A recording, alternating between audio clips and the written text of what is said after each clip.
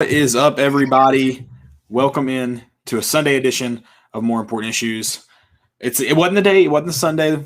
Tennessee fans, baseball fans, people in Lindsey Nelson wanted necessarily, but man, what a weekend! Great weekend to have 100% capacity for the first time. Obviously a big walk-off win on Saturday. Yeah, you want to win the game. That's, you want to do that. But, Tennessee did just about everything else this weekend except, get the series. Yeah, it's hard to be mad when you compete all weekend. And, the two teams that played this weekend are two of the top teams in the country. Their record shows, their ranking shows. And, all three games was separated by one run. And the whole series was Arkansas outscored Tennessee by one run. It was just back and forth all weekend. Tennessee had its chances. Tennessee could have just as easily had a sweep. That's how tight these games were this weekend. So, yeah, just a great weekend for baseball overall. And not just it was a good weekend for Tennessee. I think it was a good weekend for college baseball. I think it shows how much this sport is growing, how much passion and fandom is behind it. I think Tennessee just needed to have a good. I think Ross Kivett explained that a little bit, where they just need to give Tennessee fans a reason to be bought in, and we've kind of done that. And I think it's really kind of given all of baseball really something to show. I was talking to my dad earlier today, and he's like, "Is the game not on TV today?" And I was like, "No." He's like, "That's stupid." And I was like, "Yeah, it's picked so far in advance, and they're playing lacrosse. I think on ESPN or ESPN." Yeah, I think it was national championship, but still, come on. Yeah, I think you'll see a lot as this sport continues to gain popularity. I think you'll see a lot more games and stuff scheduled probably next year and stuff like that. Well, too, I think it'd be harder, maybe though, and we'll get in. Let's get the show rolling, and then we can kind of talk about the future of college baseball. We like you mentioned, we talked about it a little bit last week with, there's getting some dedicated outlets just covering college baseball. So it's gonna be exciting to see the that sport kind of pick up, and But we are going to talk Tennessee, Arkansas, of course. Great win on Saturday. Great weekend overall. Going to talk a little bit about the rest of the season, regional sites, things like that, as well as the SEC standings. Talk a little football. Talk a little as much content as we can dig out right now. Thank God, Tennessee baseball is fun to cover right now, because otherwise we'd already be in the in the summer completely. So yeah, we'd probably have to take a show off because we wouldn't have really anything to talk about besides the NBA, and who the hell wants to talk about that right now? Yeah, why is it so bad? It feels like this every year. Right before the playoffs, pretty much everything slows down. It's felt even is it just no crowds now? I don't know. It's been boring. Yeah, it's there's not just one, everybody's getting beat any given night, so it's not even really fun to just oh, I'm gonna bet on this team, and I think they're gonna win. It's not even fun to bet on them because you can't. Yeah, no, I've not done great in NBA other than the 3x2s. Shout out. Yeah. And then of course our of the weeks. If you've got some questions, comments, want to chat, go ahead and hop on there. What's up, Credence Wood? Good to have you in here. We're going to talk Tennessee baseball, but we'll talk about whatever you want to talk about. I think that's probably most people's topic of choice, though, on this Sunday night. It's relevant. It's relevant. It's exciting. Drop this in the chat, and Landon's going to tell you guys about a few people that make the show possible. Yeah, so go check out our sponsors, Tennessee Tap House, Hound Dogs, and Blue Water Climate Control. Also, our network, Volunteer Roadshow, do a great job of making the show possible, like Caleb mentioned. And here's a quick word from our good friends at Blue Water Climate Control. Blue Water Climate Control. From heating and AC installation and repair, commercial or residential, when you choose Blue Water Climate Control, we offer solutions, not a sales pitch. Blue Water Climate Control. Veteran-owned, superior service.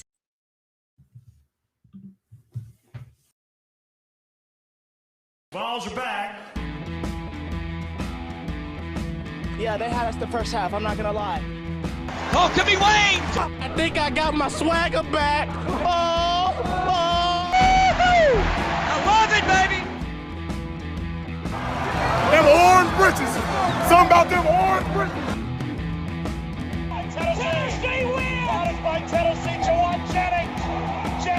can catch it.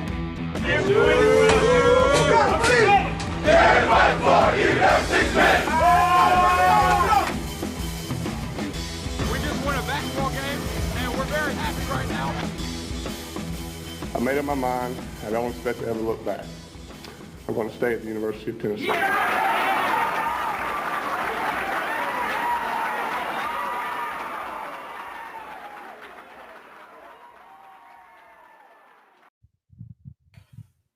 Reddit did to do and welcome into more important issues. It is Sunday, May 16th.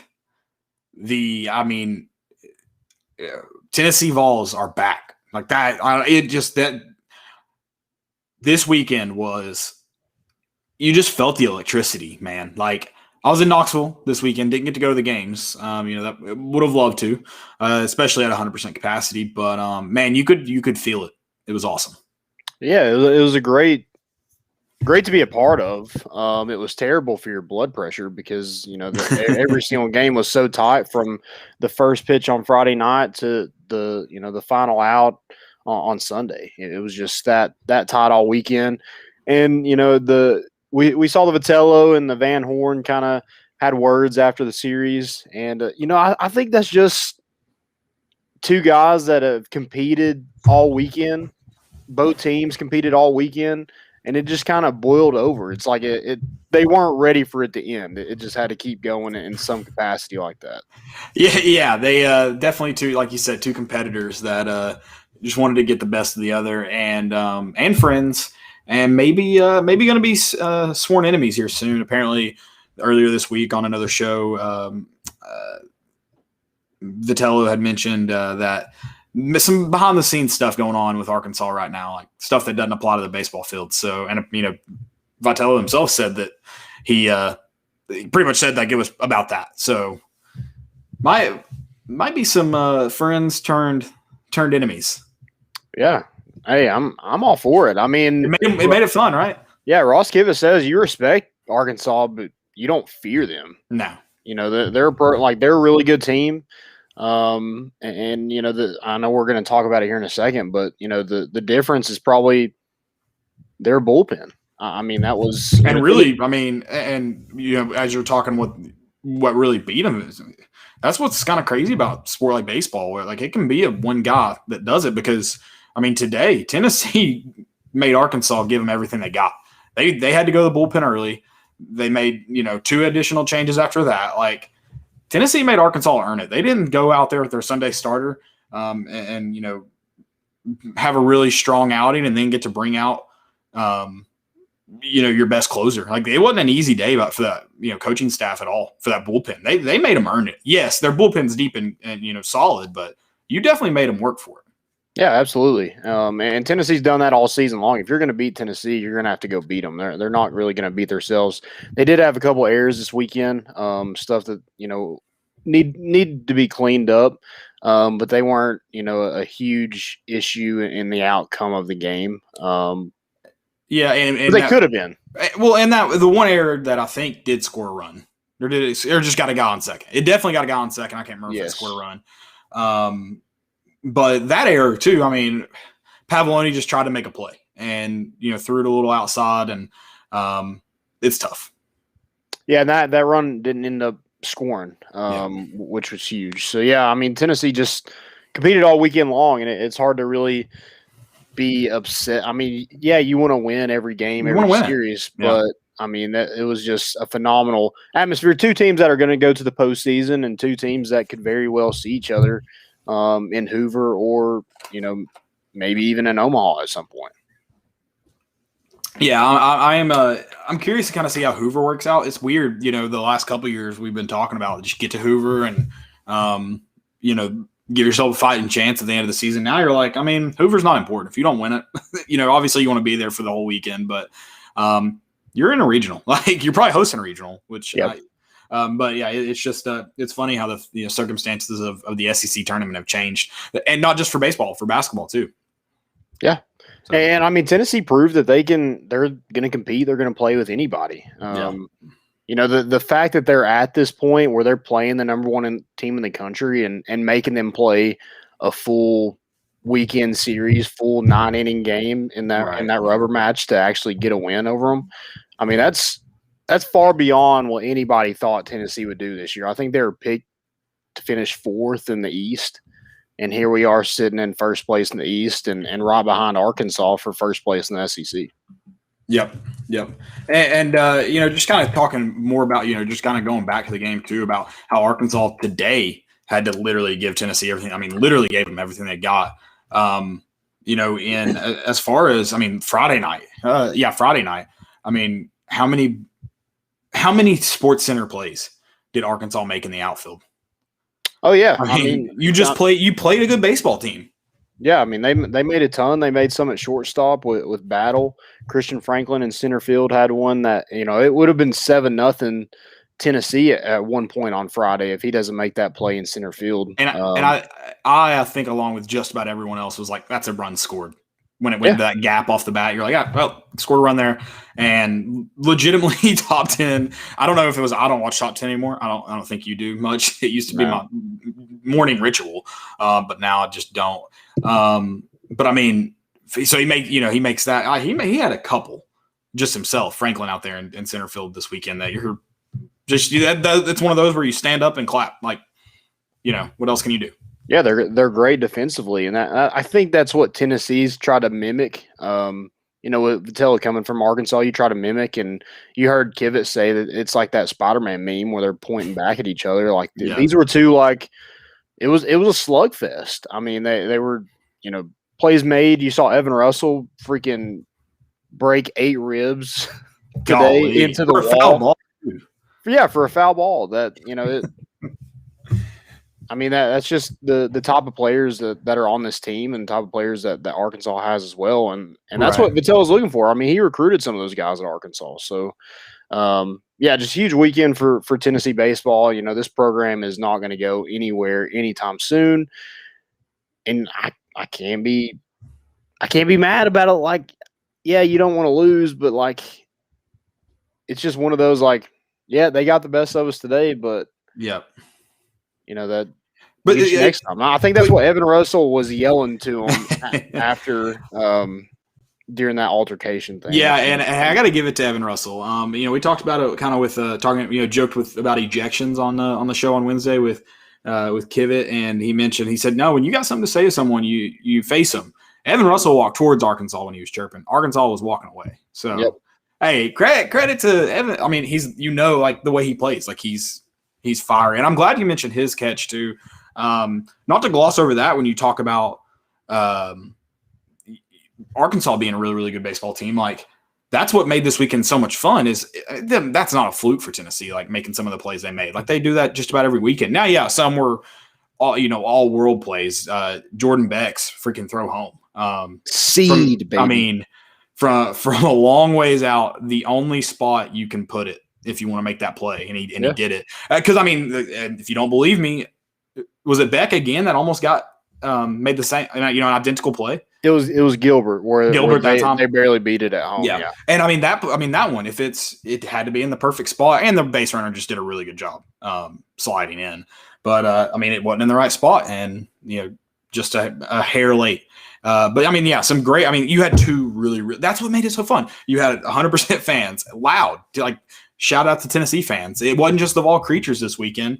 I called it. We had a guy with a goatee and mullet, with no shoes on, going nuts over behind the dugout. So yeah, and there was a guy like filming him with his shirt off. I'm like, it was getting weird over shirt off and cargo shorts, man. It was getting weird over there. Hey, but that's what Tennessee needs weird. Tennessee, Knoxville, it's a weird place, and it's got weird people. We need to explore that, that thought for them. But yeah, just a great, if you're not weird, it doesn't make the atmosphere different than anywhere else. No, and just two great baseball teams, in my opinion. Not biased at all. Like, the best fan base in college athletics. And that, Lindsey Nelson's not some beautiful stadium. It's not big. Could you imagine if you had 10,000 people there? And there probably would have been. Oh, that's what I'm saying. If it was bigger, if you've got the seats, Tennessee fans will be there. Yeah, that famous line in Field of Dreams, if you build it, they'll come. That's true. Yeah, for sure. And I mean, if the tequila was flowing in right field, There you go. that would have been a nutty afternoon. Yeah, I got Nutty. a most important. I guess I can go ahead and mention that. But Yeah. if they had the bats, the bat cups like they did with the Myrtle Beach Pelicans, did you see this? No, wait, what? They had Dollar Beer Day, putting it in these awesome beer. So it was like a full bat. Oh, Beer. yes. I've seen those at baseball games. Yeah, okay. I'm with you. For $1. That's awesome. And dangerous. Yeah, absolutely dangerous. And probably illegal. Like there's gotta be a minimum on alcoholic beverages, right? Yeah, maybe it's like one bat per person. I love it. Oh, that's awesome. Yeah, I'm excited for the Tennessee's. Surely, like how can you mess it up? That's the thing is like you're not with the state of the program right now. You're not looking at it like we need to go get the right coach and the right coaching staff and the fan, like we got to figure out how to get fans here.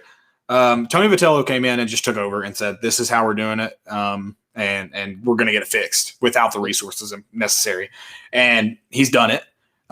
He's done it so well. You now have the fan support because Tennessee's not allocating the time and money towards baseball like they do football. And I'm not saying that he should, but it's just not the same kind of support. So all that's left for you to do is what you should have been doing all along. And investing in the baseball program. And I say all along because Knoxville's got a really, really solid talent pool. Like just Knoxville. I'm not even talking about the rest of the state of Tennessee. And there's a lot of talent in Knoxville that, I think wasn't he from Nashville? Who was it? I had the roster pulled up. I've lost it, but yeah, there's one kid, Colin Smith, maybe is from ETSU, and he's originally from Nashville. Gotcha. So yeah, great example is you got there's plenty of talent here, so that's why I say that. But I think it's with the way this team's turning, it's been exciting, and what a way to start off Colin Smith. Yeah. With Friday night, just a great game. Tennessee obviously got out to a hot start. But with Arkansas, a lead isn't comfortable. A 5-inning lead in the first inning, didn't change anything for Arkansas. And no lead is safe in this league. You saw that with Vanderbilt. I think Ole Miss had a 10-run. They were up by 8, but they had a 10-run third inning. Oh, my gosh. And Vanderbilt came all the way back and almost – Okay, so Ole Miss did win, though. Yeah, they almost – I think they lost by like 3 runs. But still, they had a grand slam. There's so much talent in this league. And Kivett told us that it's a grown man's league, and that's for sure. Because, even bottom of the ninth with a team like Arkansas, the bullpen that they have, and you think that – lead is safe, but one swing in the bat can change things. Yeah, thank you, Max Ferguson. That shot was awesome. But yeah, with no lead is safe. I thought so. I was because now Tennessee's still in first for the East. I didn't see the final yet. I hadn't seen the final yet, so you scared me. I thought Vanderbilt had came back. I guess they did come back. You're right, but I thought they had come back and won. So yeah. Yep. So still sitting first place in the East. Mississippi State lost, so now we're in sole possession of that second spot in the SEC. I think the first 4 get a first round bye in the SEC tournament, so that's something Tennessee hasn't done in a really long time. So yeah, that's it's gonna be a lot of fun. And they probably have to get swept next week to fall out of top 4, right? Yeah, probably, and some teams have to win. They could lose. Yeah, the right team doesn't win, but they could just lose 2 and fall out of at least second in the East. Mm-hmm. But yeah, obviously you want to be, you want to be top of this. If you're the top of the SEC, which they joked about it today. Is it Rusty? Is it Inzer? Rusty Inzer? Does the broadcast with Bob Kessley on ESPN. But they were. I can't remember who they were talking about specifically, but they're like he's one of the best in the country and kind of stopped. He was one of the best in the conference, and Bob Kessley was like, he's probably the best in the country then, if that's the case. Oh yeah. And so it's like, and that's the same way with teams. It's obviously what they've done. Cobbs, their reliever? No. It was, I don't think it was, because it was earlier in the game. Christian Franklin. I don't think it was a pitcher. I can't remember who they were talking about. Because Franklin, he's probably going to be a first or second round draft pick. That's their center fielder. Yeah, okay. So it might have been the center fielder. I'm really not sure. I know what Cops. I think it's too early in the game. What? But say something else about their roster, their team. I can't remember now. Oh, dude, that freaking reliever they brought in that looked 35 years old. Oh yeah, I want to see his birth certificate. Is he 12? He's, I mean, and he's big too. He doesn't just look like the face with a $20 bill in it. Yeah, Vermillion, yeah. He's 6'4", 230. Holy crap, he looks nothing. He looks like a man child. He looks like the guy from Remember the Titans, Ethan Suplee, like from Remember the Titans, without a beard. Holy crap! I mean, that is a completely different person. Beard's at age. Beard's at a lot. I mean, yeah, I know that for a fact. I didn't think it'd add that much. I mean, because this guy I thought was just a grown man with a beard, not a beard. Yeah, he looked like the human version of Groot. But yeah, like grown man league. A lot of, I don't even know, a lot of good baseball. It's just not. I think it's and I'm not even a big baseball person. Really, just a big Tennessee Volunteers person. But it's it's exciting to have a team that you've never really, you've never cheered hard for. Like it's almost like I have a new team that I get to be excited about. Just because we don't. When I was growing up, we didn't go to any games for baseball because it was a big game. We went, if we had nothing to do on a Tuesday night or there was some promotion. It was a casual kind of fan. Yeah, and exactly, very very casual. And then went to some. When Kara's brother was playing, went to more. And then in that case, we did go to big games too, but not, again, it was just very, very casual. Probably wouldn't have been going at that point if, didn't have someone to watch. But yeah, it feels like a new team. So it's been a lot of fun to follow. And this weekend, it was cool, like during the day, going into bars and them having Tennessee baseball on. But yeah, so it's been fun to be involved, and somehow like really not as stressful as like basketball or football. And had the moments too of stuff that you're gonna remember forever. Is like that Max Ferguson hit. I'm not gonna sit here and rank all the wins that Vitello has, but it's got to be top one or two of biggest wins in his tenure at Tennessee so far. And you did it with a three-run Jimmy, as Frank Anderson called it. Yeah, and also who I don't know who the pitcher was at that moment. He knew it when they left the bat. I don't even think he looked. He was that's it. Yeah, it was weird because like it was high. It was so high. So you're like, okay, when's it gonna stop? And it just kept on, and even the right fielder is just like kind of going back toward the walls, like, okay, this might be a pop fly, and he's just like, crap, I'm at the wall. It's still going. It was an absolute bomb. Yeah. Bomb. But did Frank Anderson say that yesterday about the three-run Jimmy? No, he's I don't know if he was like quoting himself or what. I don't know what he was doing, where he was like, I just told him to hit it over the fence, or what was the quote? Like the effing fence. I think Vitello said, he's like, what should we do? Well, I think they all kind of came up to Max Ferguson and were talking to him, like Elander, Kivett, Anderson, Vitello, like they're all like come up to him and were talking to him, and Vitello said it was up to him to bunt or to hit a home run. Or he hit.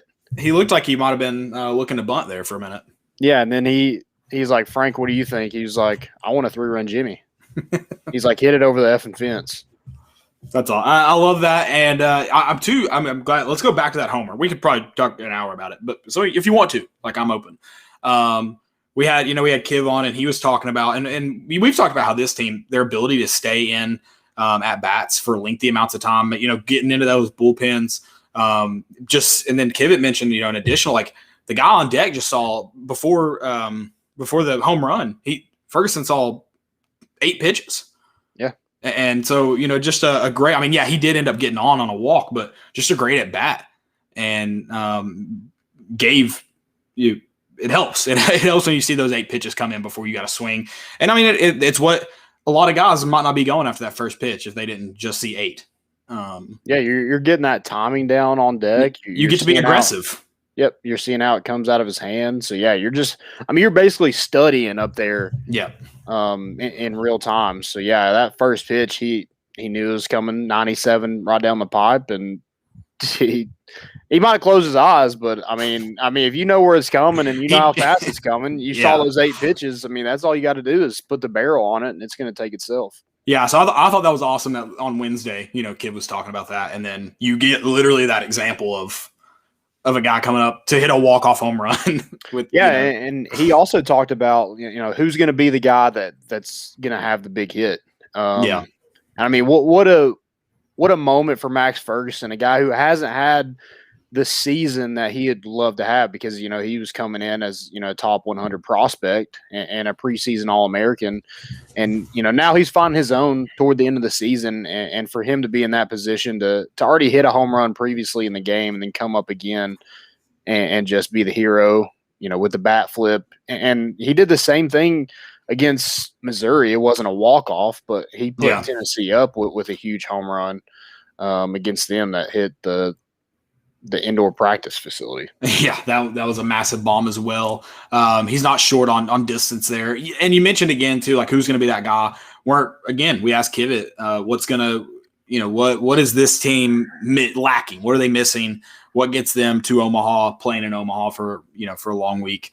And he was like, who's going to be that guy when we've got a one on, 2 outs, and we need it here? Weren't you just like clinging to that moment, like 3 guys who really had a good, you liked your chances. Like, who's going to be that guy in this moment? Like, that's the step they need. And it was unfortunate. A couple of good shots at it. But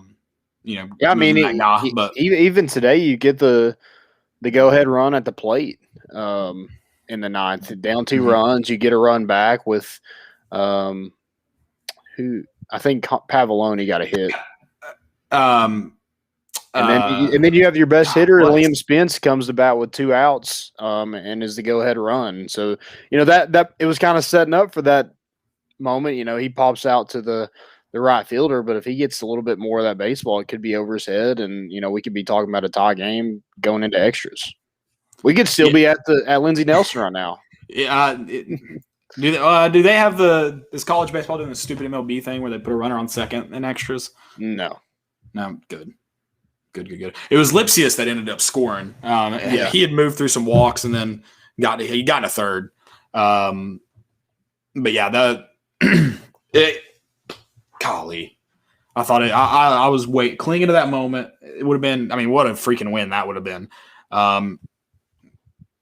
It would have been. I think Lindsey Nelson might have gotten like torn down. It can't be built super sturdy, right? Yeah, probably not. Especially when you're hoping that you're going to get some upgrades here soon. You're probably not taking care of it. You're not getting those reinforcements. So yeah, all the little cracks and stuff in it probably aren't getting filled. So yeah, it probably would come down if they were to do that a second time in a row. Hey, how did the checker look in person? Gotta ask. It was cool. Just a little underwhelming. There was no good. I didn't see any good like camera shots. I didn't see any pictures from somebody, or ESPN obviously didn't give you a lot of great shots. I couldn't really tell. But it's just hard to make anything like in a small place like that. I think cool. Being small is kind of hard to do that. It would be like if just the bottom bowl did it. Like what makes it so cool in Neyland is like every part of it. It's perfect. It's different. It's perfect. Like that's it's hard to do it in that. But if you were to have a stadium that kind of goes all the way around, I think it'd be really cool. Yeah, it would look awesome. It was. I thought it was fine. I like that. Fine's good. Again, just that adds into that atmosphere that was built, and just what Tennessee fans brought to that stadium. And I guess, is the NCAA gonna not allow them to 100% capacity? Do they have rules about that? Yeah, Like so when they host the it's- regional. apparently it's at 50% right now, and that's still going to be. God, that's gonna suck to go backwards. Yeah, but yeah, that's unfortunate. See what I hope they fix that because, like, I mean that goes like, the atmosphere that you saw is like you said, it's a step back from what you've had. Well, and I think they need to do it even if it's at 100% capacity for the regional. They need to do. I think softball's made it permanent now, but used to when they would host super regionals or regionals, they would bring in grandstands in right field at softball. I guess that's where you'd have to do it for baseball too. But they need to figure out how to bring in some at least temporary grandstands for the regional game. Yeah, that'd be cool. So, especially if it's 50% capacity, so then you can get more people there, even though it's spread out. Yeah, I would like to see them put down the left field line where those little umbrellas and stuff are right there, behind it, where it's just like a parking lot almost. Yeah, it's just parking lot right now. I mean, there's really nothing behind. You could, I mean, I don't know the logistics that go into that. I would think it would be feasible. Right. But they got to figure out a way. Hopefully the NCAA lifts that because a lot of states are going, you saw who did Arkansas play last week? LSU? Ole Miss, those at 100% capacity. Mississippi State is. I think LSU is. Georgia. They played Georgia. Was it Georgia? So Georgia's back at 100% capacity. Whoever they had played on last weekend. So yeah, it would be great to see that too. I'm glad I jumped around to talking about other SEC teams. I mean, Tennessee talked about this season. You've only lost 2 SEC series. Yeah, both to number 1 and number 2 in the nation at the time. Right, and somebody commented today. They're like, "Yeah, I love these Vols, but they can't win the big one." I'm like, dude. And they didn't get swept, so they did win the big one. Like, right, they won one of those games. Right. Yeah, I mean, I'd rather them win in postseason play than I would in the regular season. I mean, for sure. So see what it brings. But I mean, I think it would be much easier to be disappointed in this weekend if they had gotten swept. Like, you're going, you just, in my opinion, like where this program's at, where it needs to be going. I think this weekend you were just looking to get the best of Arkansas one day. Yeah, just get them on one day. I think the thing that's almost like it stings a little bit is you led all 3 days. First off, yeah, you jumped on them all 3 days. Yeah, and then so obviously, anytime you lead, you want to keep. Anytime you have a lead, you want to keep the lead. So that's frustrating. It stings a little bit. And then today, I mean, you saw what Arkansas. Mentioned it earlier. Gave Tennessee everything they had to win today, and so you're just like, man, you made them work their tails off to get that, and you just couldn't. They ended up getting it. But I mean, that's the relieving part is they gave you everything they got, not just today, but the entire weekend. And but yeah, that makes it sting. And I want to ask this question. I know we're gonna, we're at least gonna get Kiv on before regional. Hopefully, sit down with Tony as well. And I want to ask, like, how, like, before you get into postseason, because it sucks. Like, only one team in the country gets to end their season on a win. Yeah. So unless you just don't play any postseason, then you might get to. But only one team gets to end their season on a win that matters. Mm-hmm. And other than that, you're losing. So, like, if we're just – so how do you – like, looking back at the season before it's over, like, how do you grade what you've done, where you're at, and like, what goals did you set that you met? Like, that, those kind of things. Because if we're gonna pretend every team, like, their lives cling on how the championship game, that's just not the case. Like, teams just don't have that. So, like, how do you grade it? Because obviously you're going to be upset after the last loss. So I'm just, curious, like, obviously a very successful season, but how do you grade it, that kind of thing? I'd like to hear, like, that output before you're a little upset. Yeah, and, like, I don't know about the coaches, but just, like, looking what this team had before Vitello took over to where they are now. Yeah. And we've kind of kept up with them since before Vitello was here. So if you're looking at that, if you're not just looking at this season, and that guy was just like, yeah, they can't win the big one. But when you look at, like, where they were at from a talent standpoint, from a competitive standpoint in the SEC, like, Tennessee should not be in this point. Like, a rebuild takes a lot longer from where they're at to now. I mean, you look at the football program, like, it's in constant rebuild. Hopefully they find the right guy, and they're able to get back to that point. But like in 4 years, like I don't expect Tennessee football to be in the top 5 in 4 years. Right. But So like Vitello's like gotten done it. us to this point. So I mean, losing to number 1 Arkansas, number 2 Vandy, teams that have been up to this point for a while. Yeah, and Like again, it's talking nothing about to hang your head about. right. Obviously, LSU, is not having a great season, but in terms of programs and like what they have over there, the expectations, you did take it to LSU, like that. And Florida too. You probably should have got the sweep over Florida. They hit a late home run on Sunday to win, the Sunday game. But yeah, you had them under the rug. Yeah. Yeah. As far as where this program's at, obviously you're really, really pleased. And that's why, I like to hear that kind of your answer in terms of how your season's gone up to this point, because every team, only one team gets to end on a win, and that's it.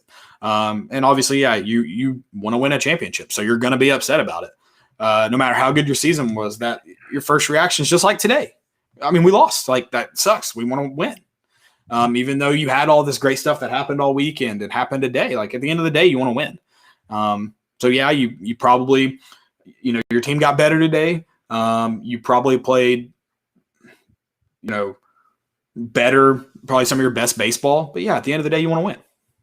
Yeah, I mean, you took a team to Sunday in the 9th, all weekend long. That great rubber match will probably be in Omaha at the end of the year.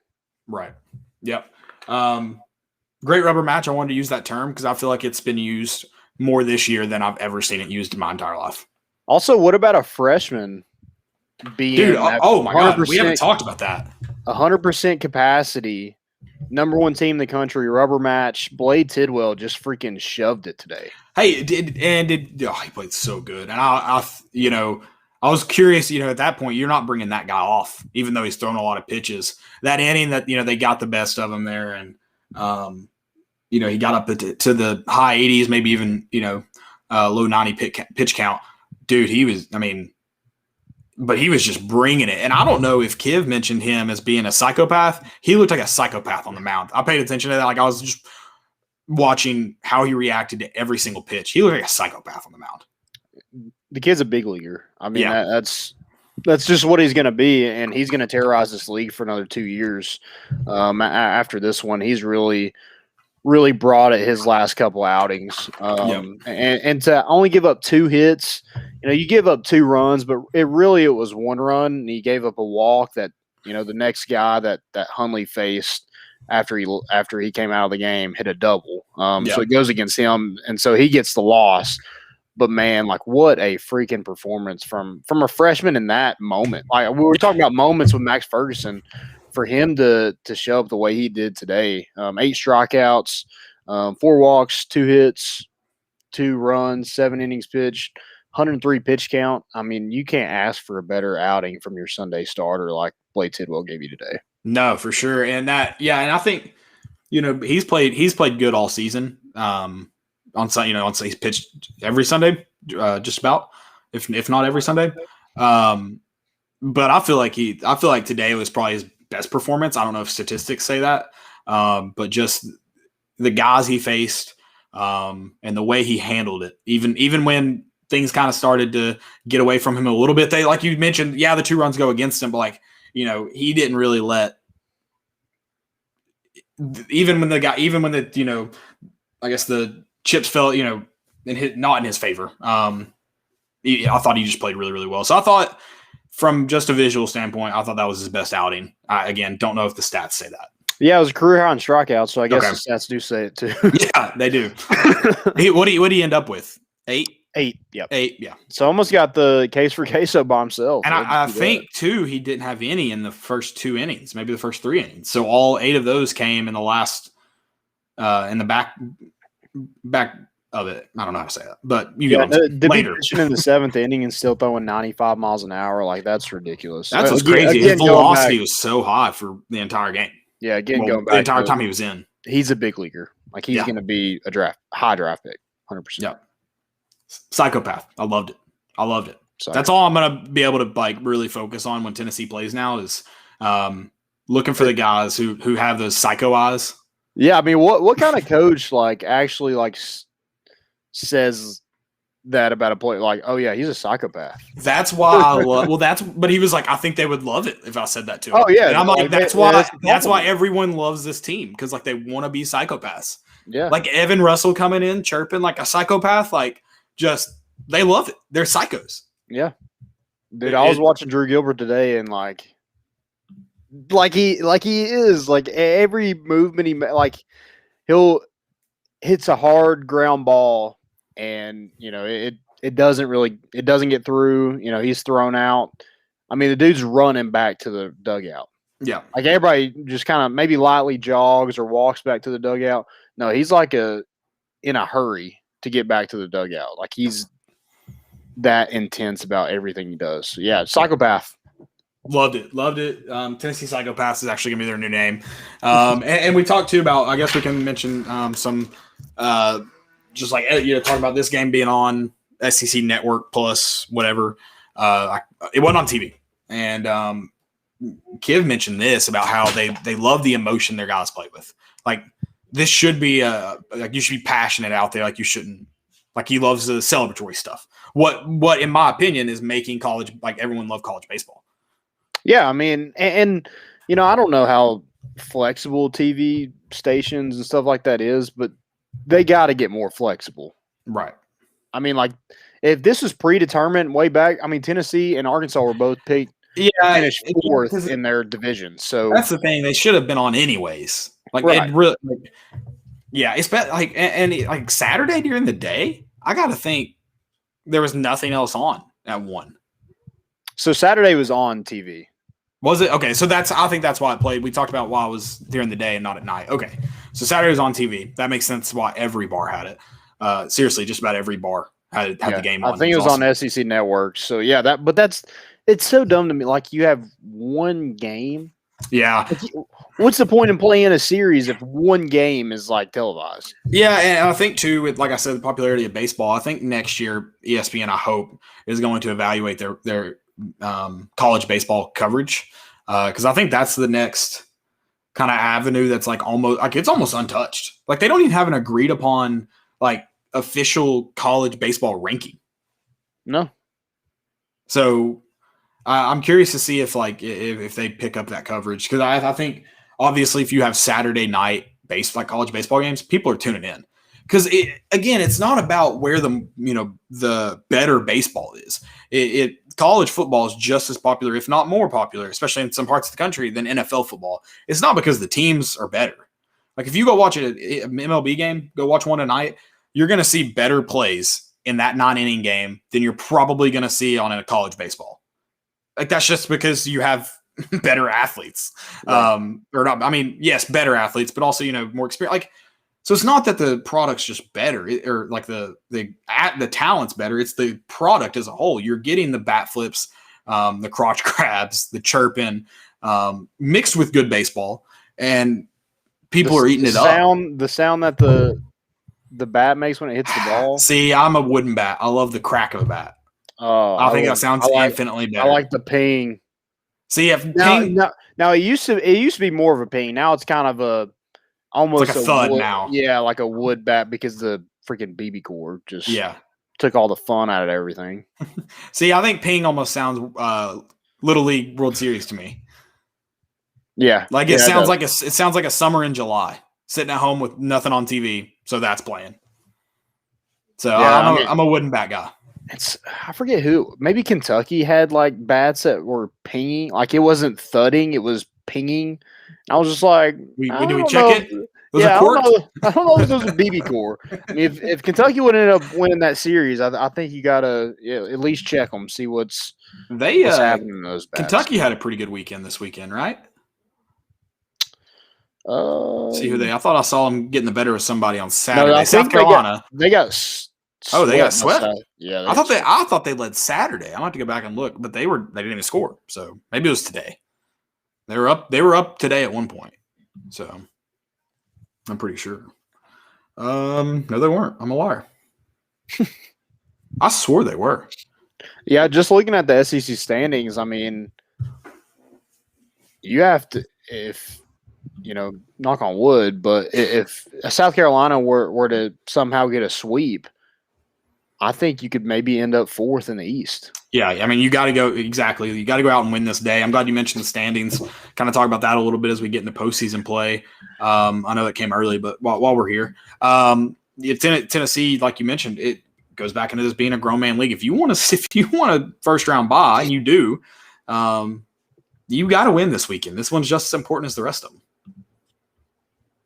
Yeah, we did have a question before we get off from Tennessee baseball. We did have a question. First off, we're never going to be done with Tennessee baseball, Landon. So that's true. Just drop that crap.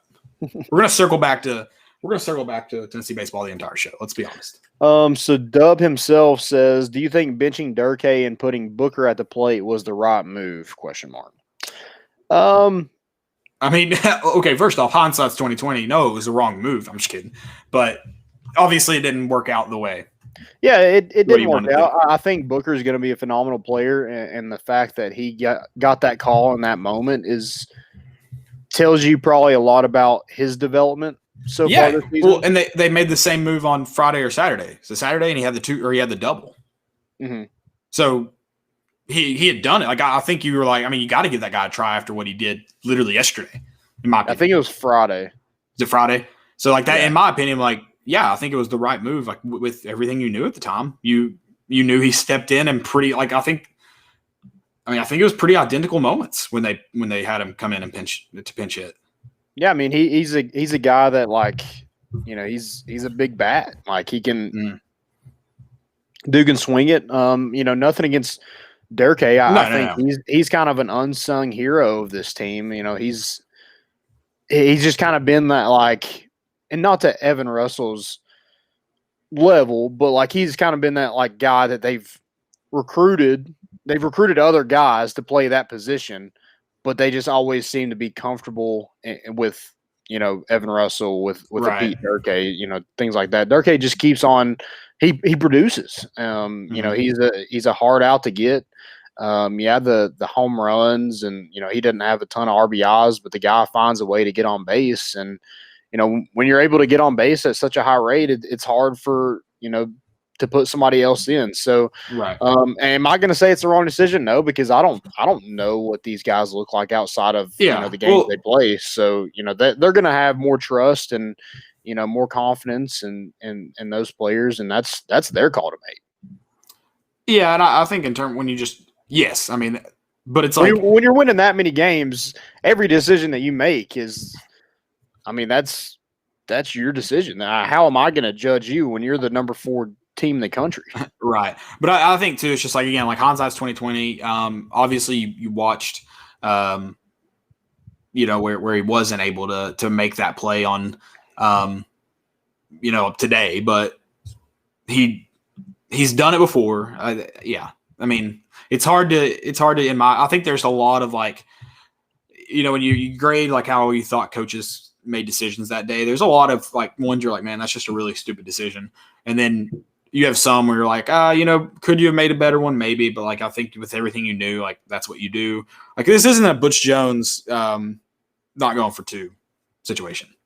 Right. The best batters in baseball are, they're hitting 300, something like this, 300, something like that. So that, 3 out of 10 times you're getting a hit.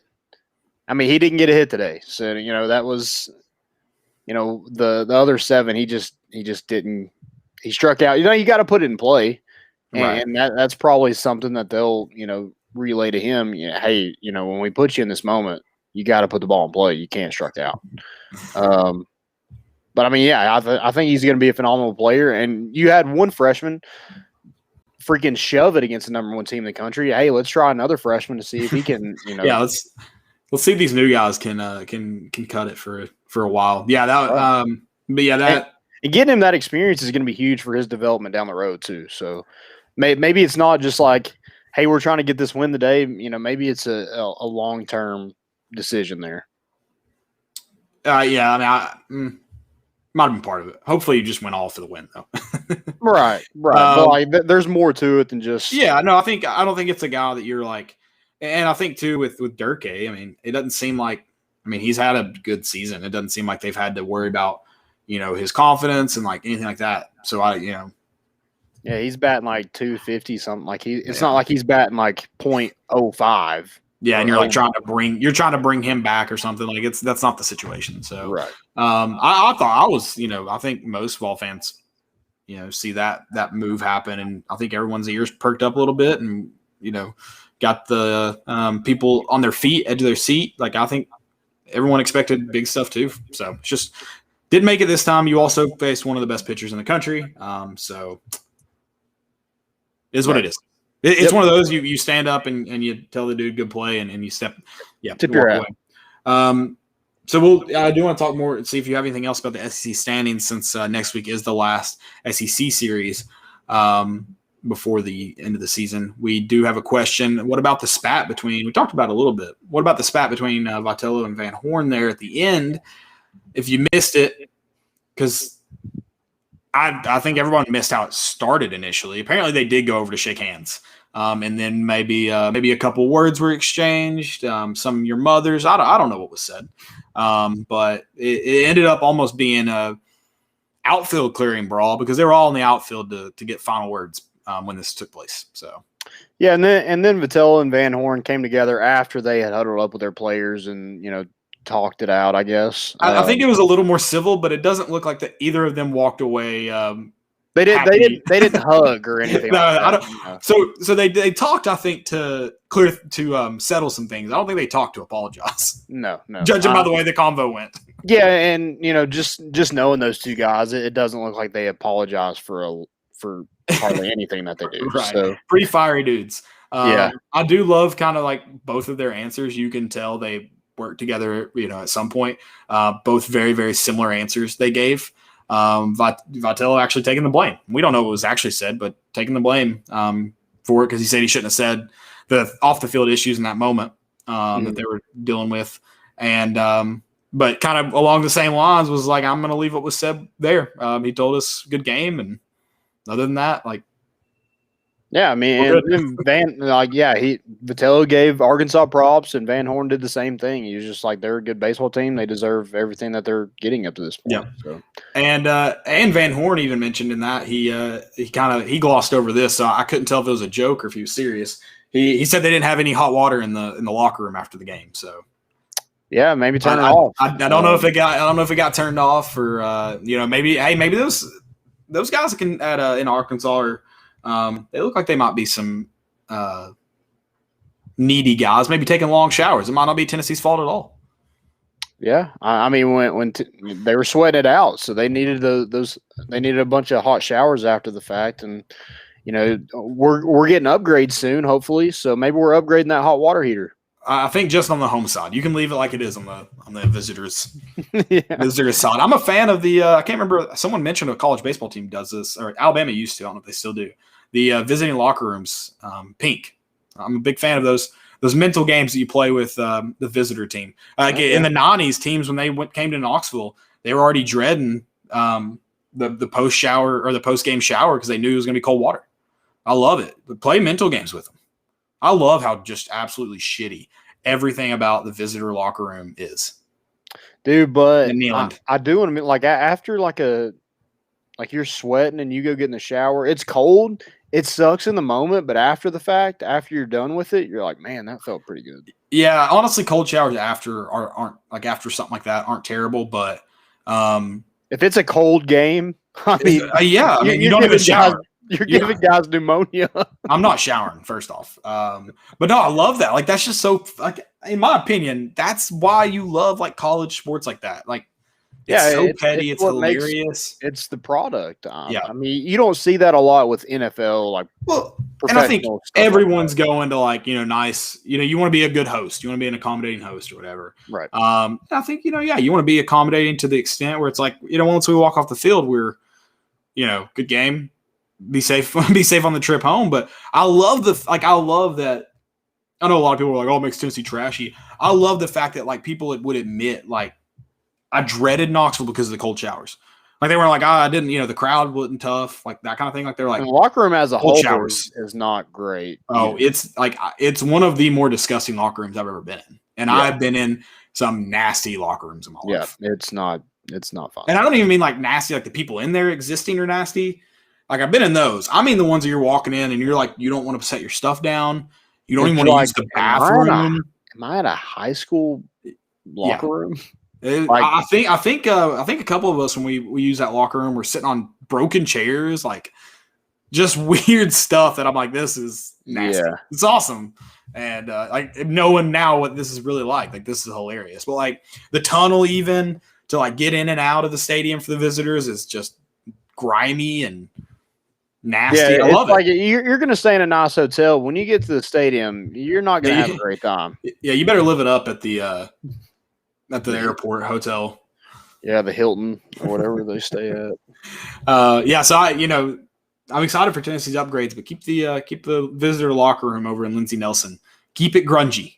Yeah, going back to the spat, I don't think it's really anything. I think it's just two guys, competing all weekend, and it just kind of boiled over to they weren't done. They wanted more.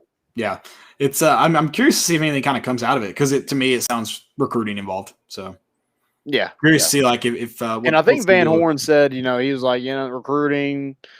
This and like he's like, I don't really know what it was. It was a weird quote because he said recruiting and then he named one other thing and then said and everything else, or like all of it. So he was like, choose between those three.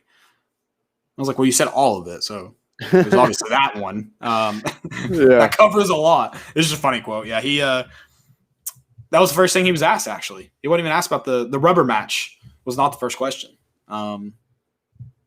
He didn't. Apparently, they didn't even want to talk about the game at Arkansas. So, yeah, I mean, you got to have something cool to write about. Yeah, and dude, going back to how they need to invest in the baseball program. It sucks to hear Arkansas fans get the pleasure of saying your stadium's terrible, like comparatively speaking to theirs, because they're right. Oh, yeah, 100%. And it just sucks.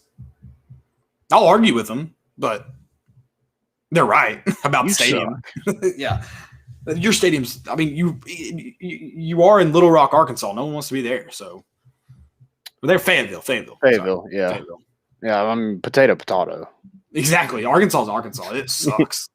I love that there's people over in our section, like, we're on them all weekend about Walmart.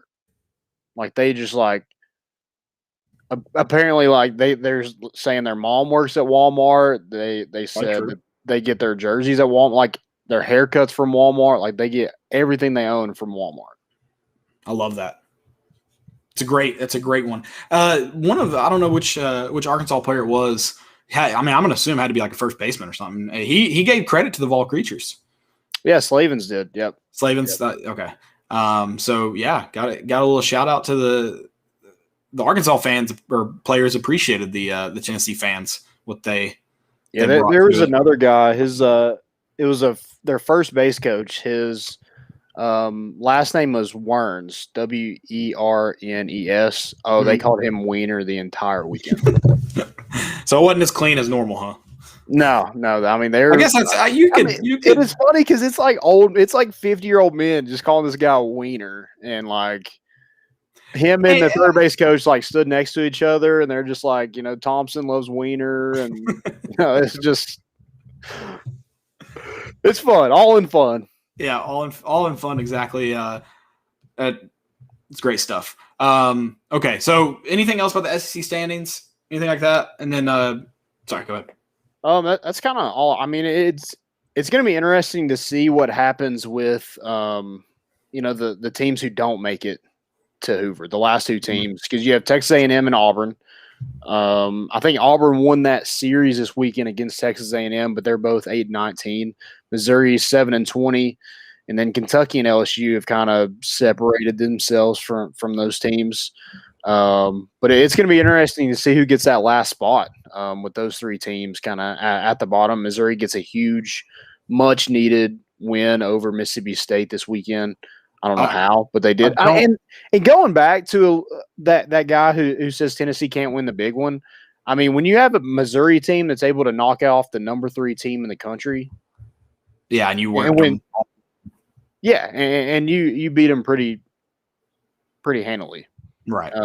So I think LSU could be considered a big one. Florida, they're ranked number 9. They have to be considered a big one. You got Georgia. Right. If you're able to get the win over South Carolina, Kentucky, all these teams, every team in this league should be in a regional. Like they have the talent to be in a regional. It's just the fact that they're all in the same conference. You're beating up on each other. Yeah. And I'm glad you mentioned Missouri in terms of just how you played last weekend too. I think that is a great example of this team. I can't remember who was asked this question, but about where they're going to finish. Vanderbilt, that was down at that point. Where they may finish in the SEC. And he's like, we're just going to. I think it was Liam Spence. We're just going to take care of business and everything else will see how it works out. But we got to do. Like that's the approach you have to have because you got to go out and win. Potentially you got to at least win one.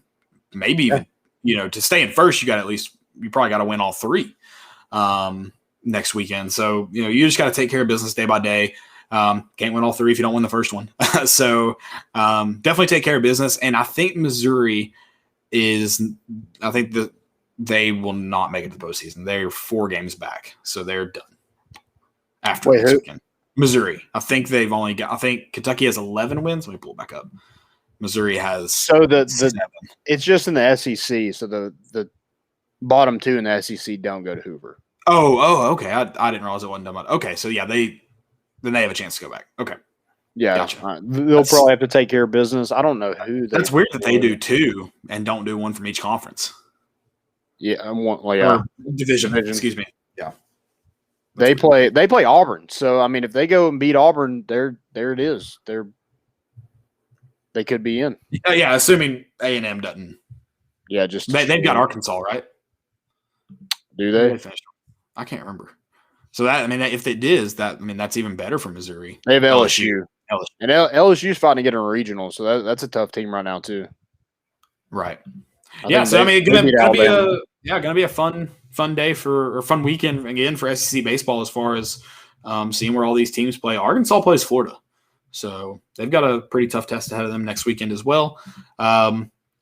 Speaking of those regional sites, let's talk a little bit about that. Tennessee gets finalists for regions. They're pretty much guaranteed to host, right? Yeah, I know it's a weird year. At this point, you didn't get swept by Arkansas. I think if you lost 6 straight, you could be one of those final teams in. But yeah, I think Tennessee was going to host regardless. They announced the 20 potential sites. Is it 16? And they'll go down to 16 on Selection Monday. So that'll be next Monday. Did they just leave 4 in to still have a Selection Sunday? Yeah, I think it's kind of maybe they have a couple bubble teams that could play their way in and stuff like that. So they did 20. I think LSU is definitely one of those teams. Right. I thought they were in there. Maybe they're not. No, LSU is not a potential host site. They're not. I'll pull up. They're trying to get in a regional, not a host. Sorry. Right. South Carolina, they're probably playing for one.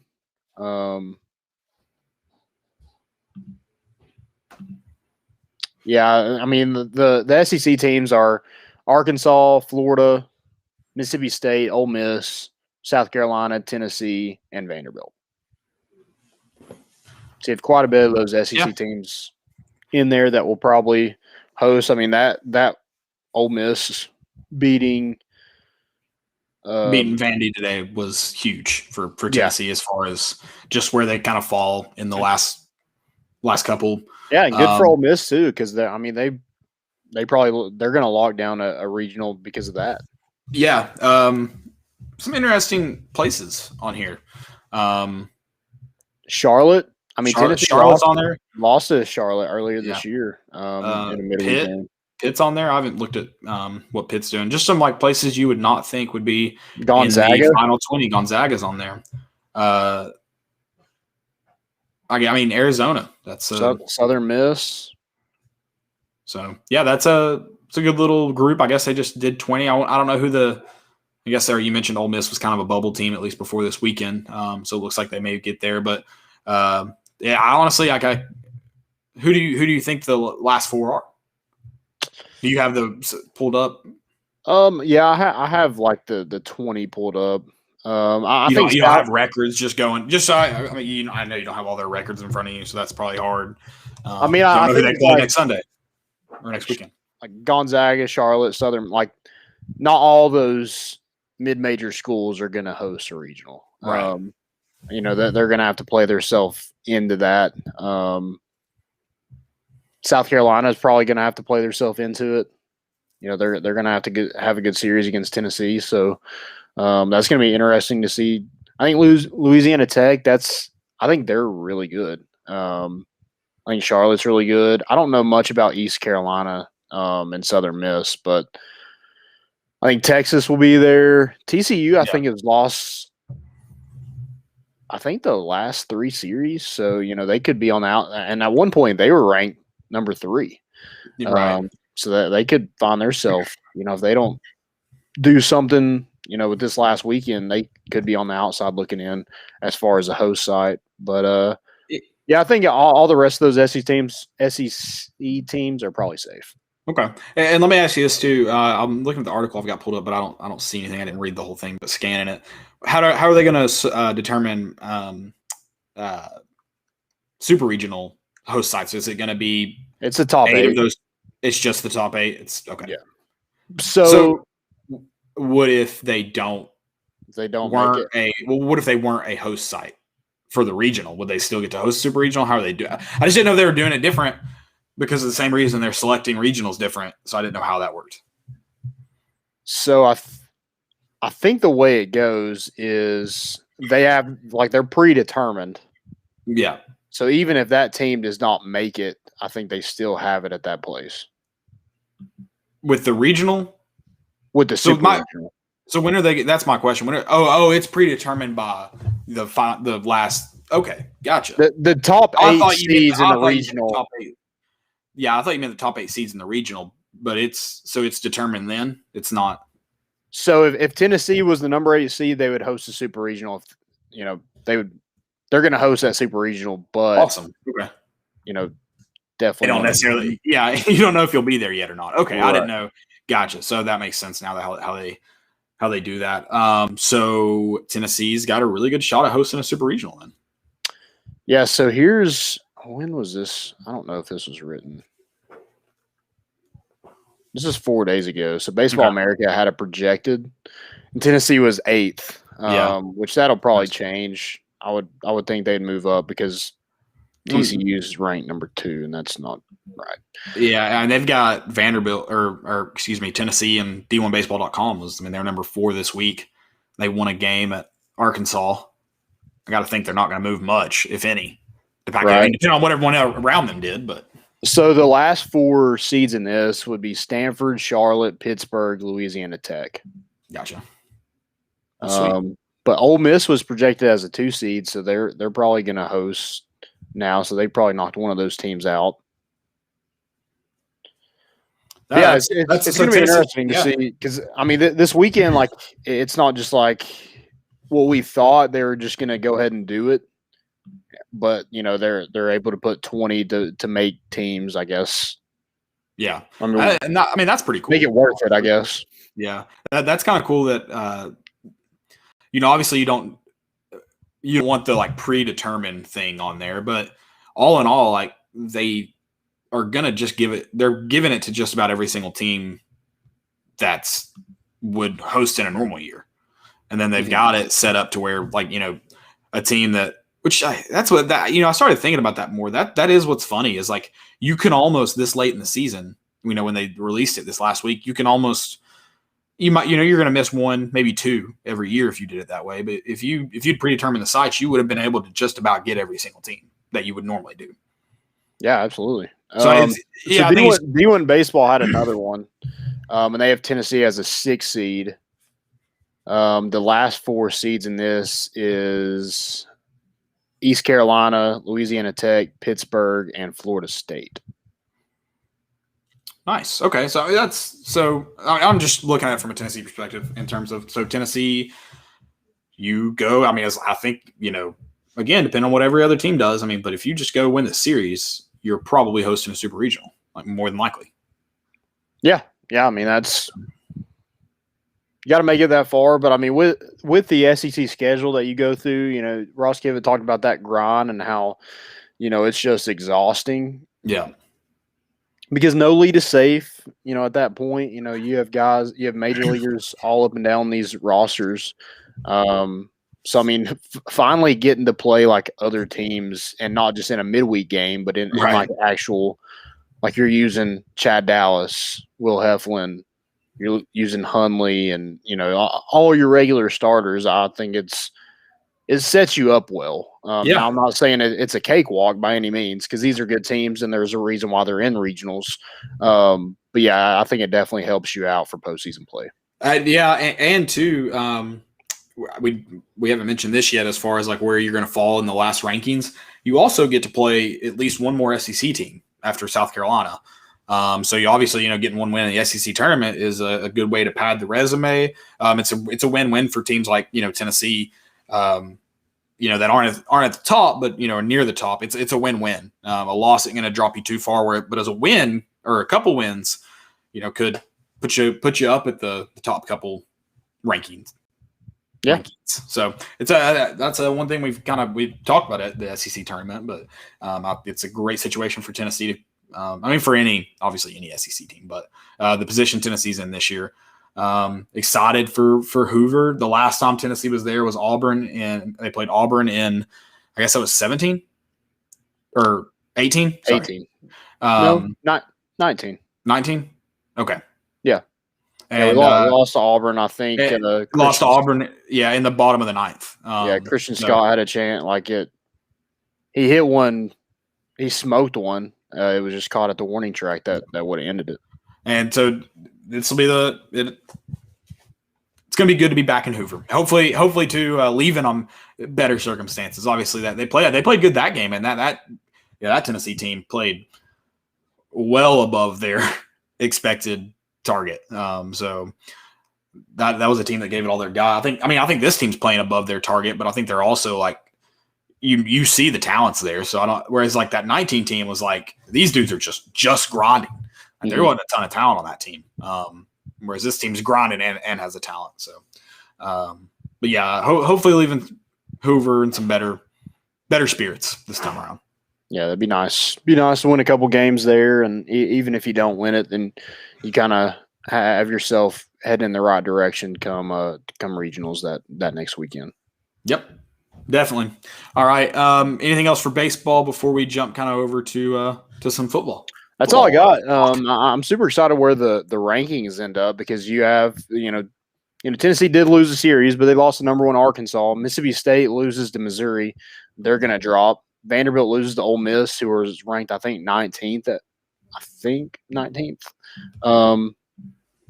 can look that up for sure. Yeah, 18th, sorry, per D1 baseball. So, I mean, they'll probably drop. So I don't think Tennessee maybe could even move up after a series loss like that. So be interesting to see where it ends up tomorrow. Also, I think it's huge for Tennessee baseball to get Connor Pavoloni back behind the plate. He mentioned him a little bit. He played well this weekend too. Yeah, got some hits, squared up a bunch of balls. Some were, right at people, but that's baseball. That's going to happen. Yep. But yeah, I mean, Jackson Greer did a great job while he was kind of dealing with that hand injury.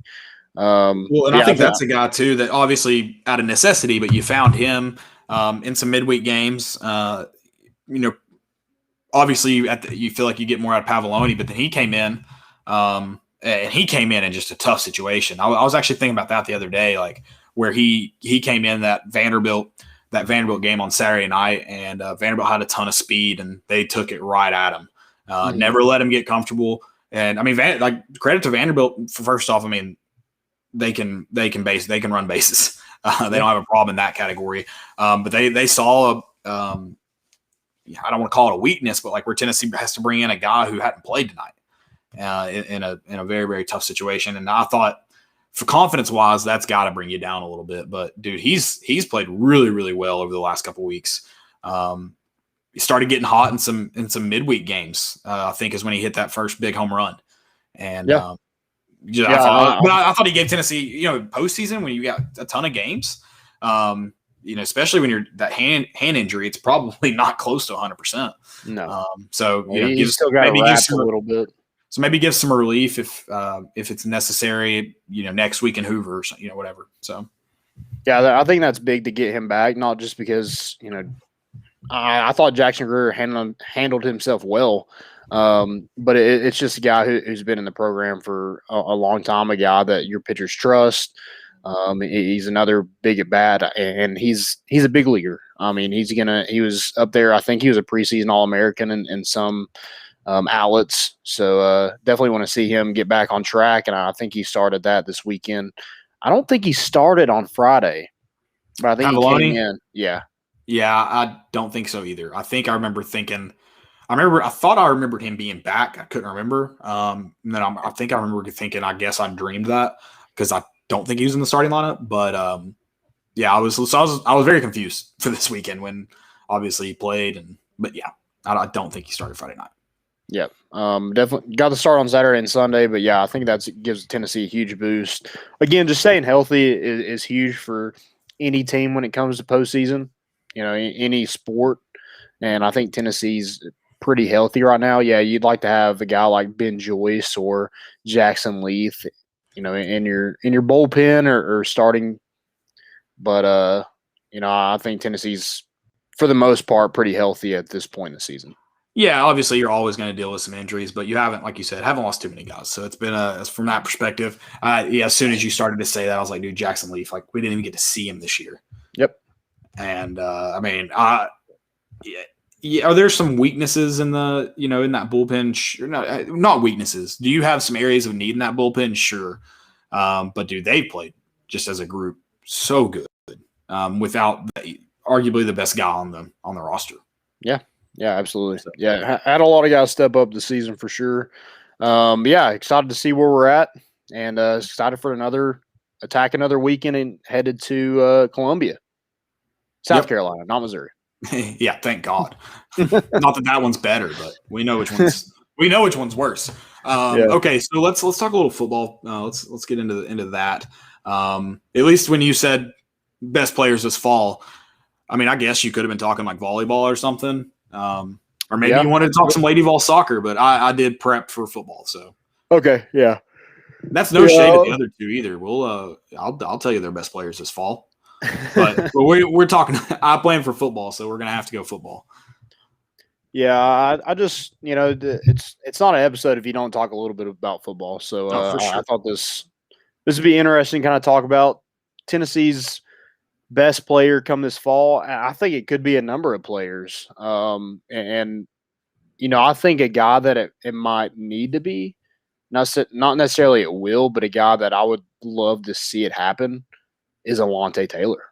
Mm-hmm. And I'm not even going to go offense. I think, Tennessee's got some playmakers on offense, but they need an eraser on defense and a guy that can blitz, a guy that can tackle, a guy that has all the intangibles to be a lockdown corner in this league is Alontae Taylor. Now, if he can just erase the bonehead mistakes at different times in the season, I think he's got a shot to be a really good player. And, I mentioned the intangibles. I mean, he could be a high round draft pick, but you got to erase the mental lapses. I think he's in a similar spot to Bryce Thompson as when you talk about getting drafted. I think to get drafted, he's going to have a pretty good year. I'm not even talking about it, get into the high round. I think he's going to have to. Now he may get where Bryce Thompson didn't get it. I think he probably gets a combine invite, so maybe he got to play good enough. But I'd say right now he's getting an invite. I don't know. I guess. I don't know if that's the right thing. But anyways, I think he may benefit from a normal year, not a COVID dealing with where they didn't have a combine. But yeah, I like that. I think he obviously didn't play his best football last year and you desperately needed him to. Mm-hmm. Yep. And then the year before that, he had a decent season, but it was kind of in the doghouse a lot with the BYU game kind of started it, but just those mental lapses.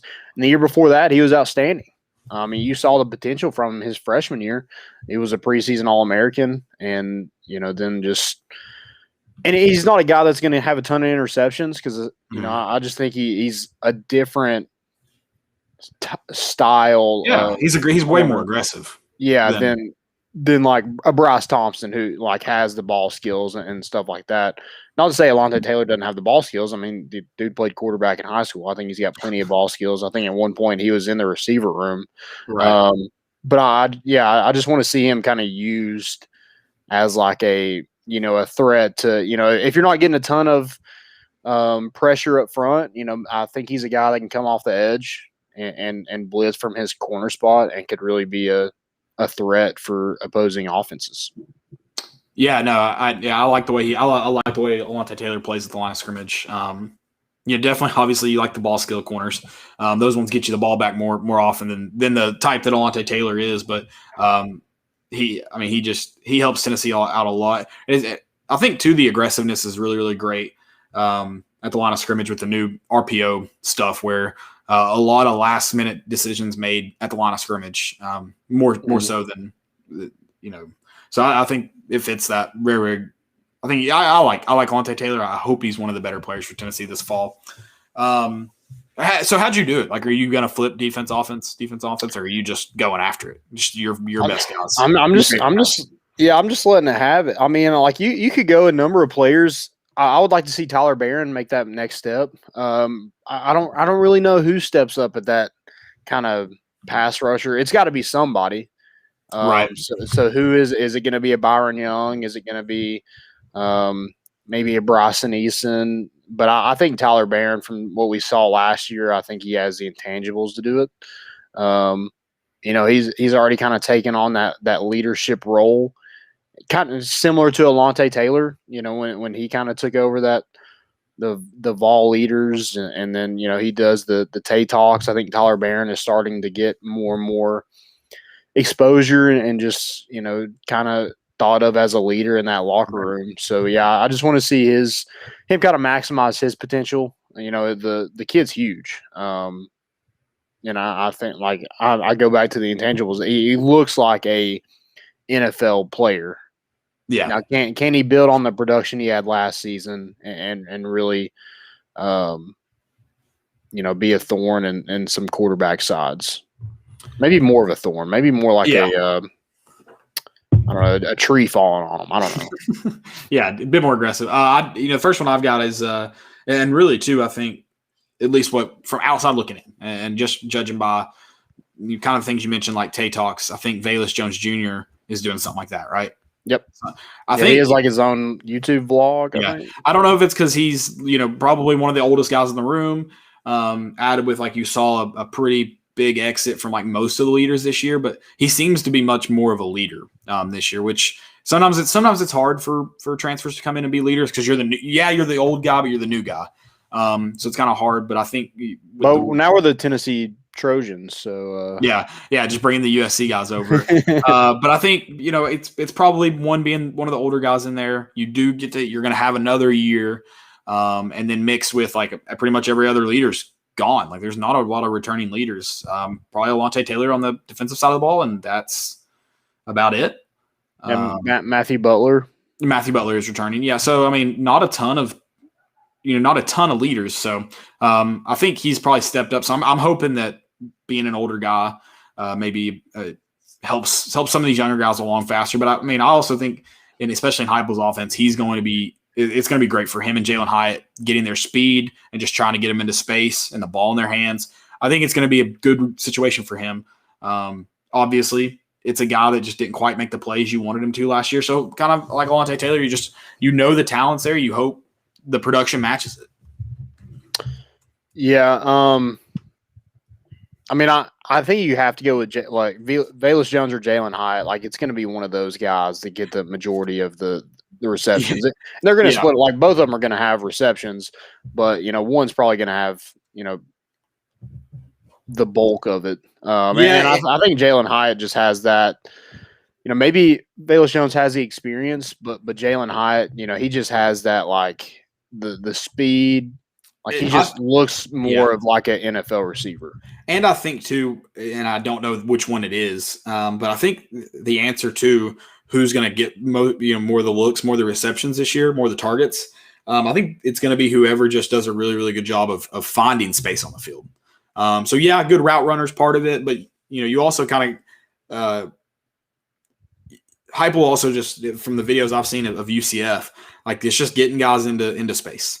And so whoever can do a better job of doing that, I think will be it. I don't think I saw enough last year to confidently give you an answer of who I think that would be. But yeah, I agree with that. Also, I guess going back to the defense, because I feel like you might know offensively. Like Jabari Small is probably going to be your best running back. You have Jalen Hyatt, Velus Jones, Cade Mays up front. Darnell Wright up front. I think those guys are probably like not set in stone, but like they're you at least like kind of know in the back of your head like those guys are probably going to be your best players on offense. Right. Jawan Mitchell, he made a list of, I think it was the SEC Mike made a list of the top transfers in the SEC, and Jawan Mitchell was number 4. Henry To'oTo'o was number 3. So, I mean, like, Henry To'oTo'o is probably your best defensive player last year. If Jawan Mitchell is right there with him, he's probably your best defensive player this season. Texas, he was Texas' leading tackler last year. I just hope this is a better – I don't know what went down at Texas. I don't know really – I know they had a coaching change, but I don't know the reasons why he left. But I hope this is the right situation for him and he's able to maximize, because Tennessee desperately needs it at linebacker, because you don't for have sure hardly anybody. For sure. I mean, linebacker is obviously the biggest area of need defensively. So, yeah, obviously you want to bring some other, you want to hope that guy you brought in does at least replace the production you lost. Because even if you had Henry To'oTo'o this year, you would still be asking the same question about, who's going to be your edge rusher, who's going to make plays in the passing game. Like, there's still those questions there, even if Henry To'oTo'o is there. So you definitely want to at least replace some of that production that he leaves. Defensive side of the ball, man. I think it's tough to judge who your best players over here are going to be. The ones that I'm really, really hoping figured out, because you heard so much good stuff about him last year before the season. Warren Burrell, I think, is a guy that I think a lot of people were, expecting so much out of him, because in fall camp, I guess is what it would be called last year, all the noise coming out of it, the defensive side of the ball, was Warren Burrell. Warren Burrell, he's playing fantastic. He's so I hope he comes along, because I think obviously everywhere on the defensive side of the ball is thin, but I mean, so is the defensive back position. So can Warren Burrell take, is he doing it on the practice field? Can he take that next step? Let's find out. Yeah. Flowers is another one that, has kind of been hampered by injuries since he's been here, but has had that potential, super athletic. We mentioned the ball skills with Lante Taylor. I mean, he's got that. He was a big baseball prospect as well. So, I think he was probably your most consistent, definitely a safety. But as far as like your defensive backs, he was probably your most consistent. Maybe Bryce Thompson, but I think Trayvon Flowers is a guy who you could really like. It's not good when your safeties are helping out in the run game. But he also played at the line of scrimmage a lot, and right. he's kind of like Lante Taylor. He was really good in the run game, really aggressive. So yeah, you're right. You don't want your defensive back, to be your leading tackler or anything. Not that Trayvon Flowers was, but he had a lot of tackles, and yeah, he did. You're right. Yeah, I think he's another one that could really benefit from maybe a new coaching staff, benefit from maybe just going out and playing ball. Yeah. And I think a lot of these players, I don't know how difficult that defense was to learn, but apparently, it wasn't great here. So apparently it was pretty difficult. So hopefully, maybe they're able to get the green light and maybe just go, have their responsibilities, but also just, go ball.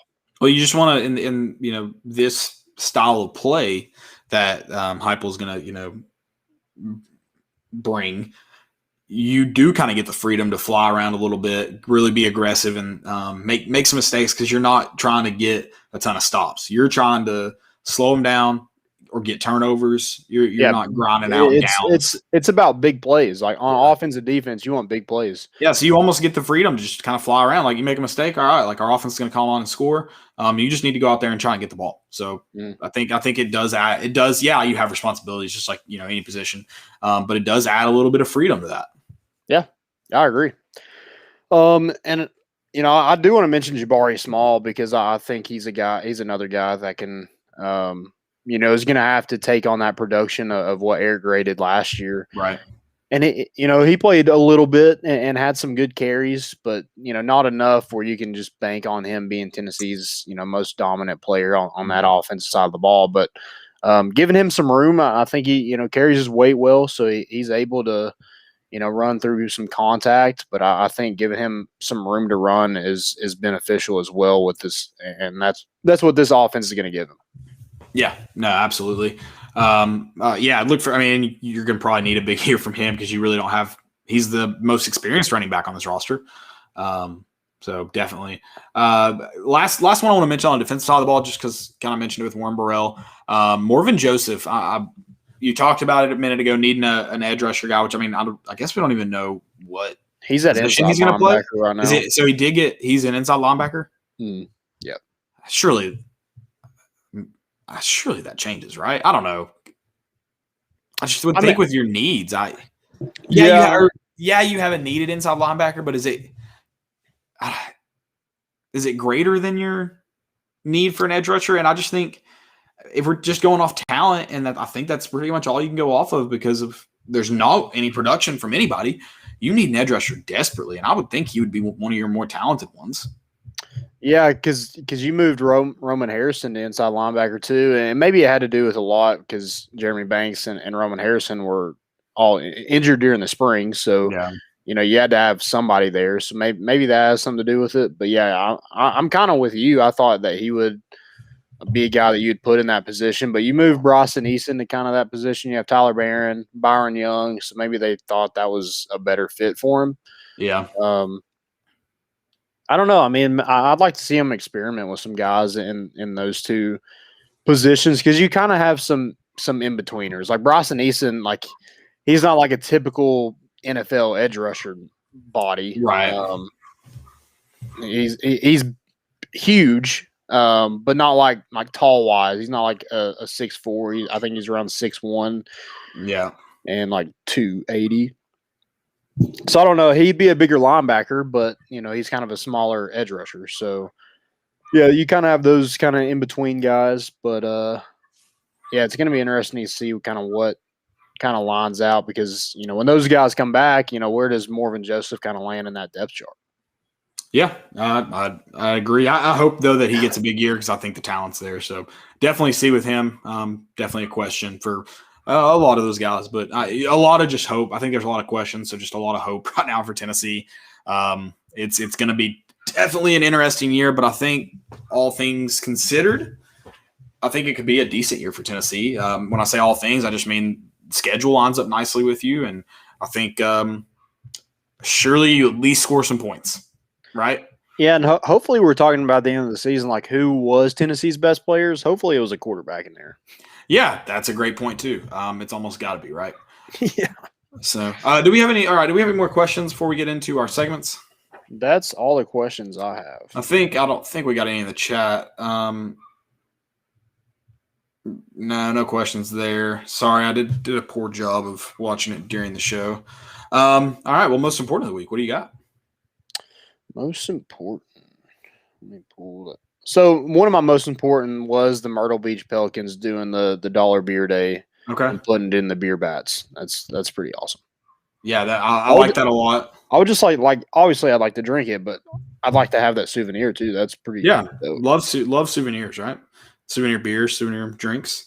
My first one is Barstool Sports Foreplay Pod to be specific. They are so I don't know if we talked about it or if you saw it, but the NCAA canceled the Baton Rouge regional for the women's golf for women's golf, and they had said it. They couldn't. They said the course was. This is the issue, and why it's so stupid. They said the course was playable, but not playable at a championship level. Well, like if your options are don't play or just qualify the top 6 seeds, and it's playable but not at a championship level, everyone plays the same course. You play it. Like it's that. And like, I mean, I would think if it's playable, that means it's not a safety hazard either. So it's not like we just don't know if it's safe. We're not doing it. Like, sounds like you could have played the tournament, and instead they just canceled it, moved the top 6 teams on. Obviously, this isn't equal, but Barstool's doing a 4Play's doing a tournament for the teams that did not advance, so they get to play one more game or one more match and one more tournament. So they're putting it on for all those teams in Arizona. So I think that's pretty awesome. Terrible NCAA. Like obviously, just they can never make the right decision, and I don't mean that to like let them off on like this was an obvious decision that you just played the tournament, and they failed at that. Yeah, and I don't know if you have any more most importance, but my next fail of the week is them keeping the regionals right now at 50%. It's like most of these regionals that have been playing games are at 100%. And now you expect them to take away that home field advantage that they worked so hard to get, and you make them go to 50%. Yeah, my question too about the regional, I assume when they did the bid for it, they probably had to agree to 50% for sure, like no funny business. But man, how great would it be if all of the sites were just like, no, we're shoving it to them and we're going 100%. Yeah, like what could they do? I guess if like one did it, they could give it to another team. But I mean, unless they don't tell. I mean, but they'd have to tell the fans. So the NCAA would know before like the night of it. It can't be like they show up and like, oh, wait, what? So that's the thing. Right. It's like, but I think if all 20 were like, no, we're doing 100%. Yeah, I mean, what would you do? Yeah, you're just not going to have it. Yeah, exactly. And then you kind of do something like, I mean, not the exact extent, but like you just have your own. Like you just go play these games. Like that's what I don't understand why the NCAA has so much pull when all these teams could just be like, yeah, we're not using you anymore. Okay, that needs to be a conversation because someone needs to step in. But the problem is it's all the people making the decisions are the university. I mean, and they've now hired people, and terrible precedents have been set over time. But I mean, at the end of the day, it's all of the athletic directors and university presidents that are making these decisions. Yeah, and so that's the only thing because you have it set up where. Yeah, they don't necessarily have a say in literally every decision, but like they make the rules. They do, elect people to these positions. So it's like that's why they don't leave because it's the university. It's dumb to an extent, but I don't know. It's like, yeah, I wish they could leave. One day. It's gonna happen, right? The problem is like it can't just be one team break away. They wouldn't have anybody to play. It's got to be like a conference. Yeah, it's going to have to be another NCAA, and then because that's going to be the same thing. It's going to be presidents and ADs running it. Then you have to find a way to like not let it get back to this point. It's just like it's like they're redoing cable. Yeah, exactly. Exactly. Eventually, you're just like, wait a minute. Now I have cable again. After you realize you have Hulu and Netflix and HBO Max and Stars, and you pay for the CBS packages and in ESPN Plus, and you're like, okay, I'll just have cable again now. That's cable. And I have to go to a separate app to get in all this. This is so stupid. Exactly. I'm going back to cable. Yeah, eventually you just reinvent the NCAA unless you really had – I mean – yes, it needs to happen. It needs to happen. Yeah, I mean, like at some point, like you're just going to be like, how do you keep making bad decisions? Like you said that earlier. I'll never know. Never understand it. I did not have any more I don't think I had any more most important. Let me check about fails here, but yeah, that I was going to say Garrett Crochet got his first win, but I think we talked about that on Wednesday. Yeah, because did he get Tuesday night or Wednesday night? I think he got it Tuesday. Okay. I talked about Rush Probst on here, yeah, because you made me say something mean about some high schools in Knoxville when I mentioned it. Big Probst guy. Oh, I love Rush Probst. How can you not? So I bought 2 days and I only watched like 2 episodes. So this before. Yeah, it was during COVID last year when I literally did, like legit like nothing. Like nothing was open except the grocery store. That type of. I don't have any fails. It's been a failless back half of the week. Failless. That's not true. There's probably been a lot. There probably has. I've been so busy this week. Like my sister got married, so I wasn't able to go to the game. Congrats on Friday. Yeah, everything nothing went terrible, so that's good. That's like a positive to a wedding. Like nothing went terribly wrong. So isn't it great for a wedding? But I think that's bad luck for the marriage, right? Like you got to have a couple incidences. Oh, really? Okay. I think so. I think obviously, hey, you get to have a great time that night. Nothing happened, but yeah, I think that's bad luck. Don't tell your sister that, but. Well, I'm trying to think now. Did anything like terrible happen at mine? Other than we were like in a foot of mud. That was hilarious. I couldn't even when you stand, you kind of like sway, move your feet, keep from passing out. I was like glued. It was like suction. So I couldn't pick up my legs. No, nothing bad happened at your wedding. There was the groom's mom and the best man were dancing and they fell. They both fell. Oh, I thought you meant at your wedding. I was like, no. I was dancing, I was dancing with your mom. Okay. Yeah. I was like, I'm sure I did at some point, but I don't remember it, and I didn't remember anything happening from it. So I was like, Tracy, I swear nothing happened. So yeah, so that happened. So maybe that's something. I don't know. I don't know. I honestly, I feel like I just made that up, but it sounds like a tradition. Because maybe it's something like, you know what? This is probably what it is. I probably heard people like say it to brides when like something happens. You're like, that's good luck. Like you need something. Oh, that's just a calming down tactic. Yeah, exactly. Oh, okay. So it may be one of those kind of superstitions. But yeah, no, there is some stuff happening at your wedding, but I wouldn't call it bad. Just normal people being drunk, that kind of stuff. Oh yeah. I think I the know fishing. Well, there were several moments for that reason, but the fishing line was probably my favorite because it started a heated argument between two groomsmen, two of our best friends, and it was all my fault.